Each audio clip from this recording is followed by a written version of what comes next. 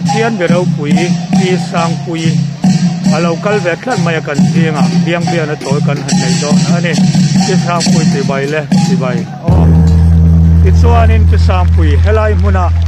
ilo kal na chan te le thil dang tul iti a piang a be bom i soi du a piang kha khonga in min lo soi sak ta che man mo me lo in ya zarin lalpan min khoya lalpan angai poi mo em a tun tuma program hi lalpan lalpan angai poi mo em awangin hemi lot na turin lalpan choi he turani min dia chu chong he zanin atang khan ni som pathuma tang ni som pathum khen hemi pualin lot na turin choi he don ani khan bachani min di wang khan tu nai hian chok ngai tana azo ma lo chon chok ngai dona chon hei kalau kalchan bokha dalpa in helaya thil an ti na te op purin dalpa min thirani chuwangin kalom khom mai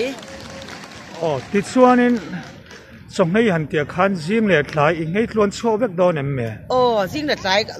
tlon chok vek don achan so ngai poi mo ema pachian mingin thil kan ti ve a hloting lo turi lalpa atu lo ba chuwangin lalpa i a hloting na tura lalpa i chong hei turin a pudin min pud ani ani so ti chuanin heti ang in mu khom na buat sai hi i thai tiam thalu tuke atha ani lalpan tul ati da bang khan program ko se ani thalu tuka atha bangin lalpa hetiang thil ti reng khachu lalpal atha ti lo chon abo se don ba athalu tuka ni athalu tuk bangin lalpal abo se ani ti ka pu me ani alom om lu tu so na me pui te ka chen min phangai sia ka pu hian patel chunga ka lom lu tu ka ni chuanin camping chua tang khanin engking nge hunin man chauda thak camping so huna chuan hula di se pa tha ani ba kan di se pa tha chu nge pui ni kona so bangin lalpa in ka sataka swal kha ben hi mangaya nen dia min kaltil na sa ve khom mai abi taka ramanam duty tu ram duty tu in lalpa ru ta chung tu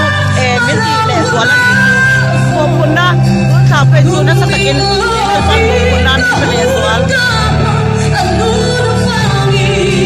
helai mun po hi pathia li veng him turin aruat sem ne hei po lalpa in veng him turin lalpa min tu asa piang se no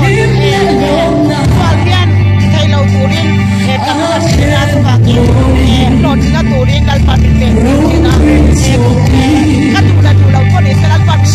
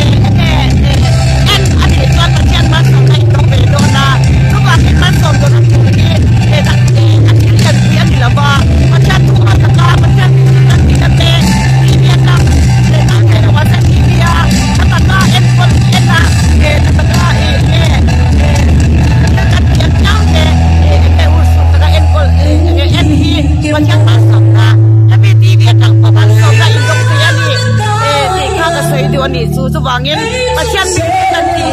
ursun takin so kami puite kata tuan dia oh